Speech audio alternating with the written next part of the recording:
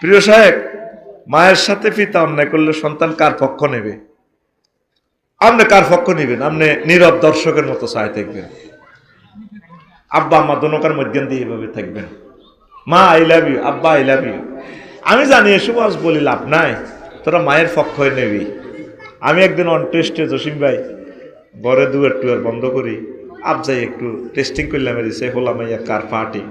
আমার ওয়াইফের দমক দিলাম, বেশি এটা দিছি আর বুঝিনি দুলাল ভাই আর হলাম ইয়া তিনও গা ওরে হে তীরে নাম জাগরি ধরি আর কেউ আনজা করে দিল না।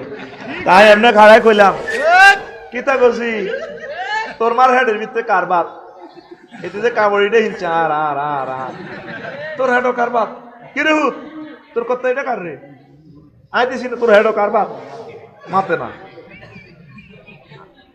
কইলাম তোরা তিনোটা চারোটাতে ভাটি লই আইস আর বাদ খাই আর বিরুদ্ধে আর পক্ষ তো কেউ আইলি না, কারণ আর নামপুরে এভাবে ধমক দিছেন।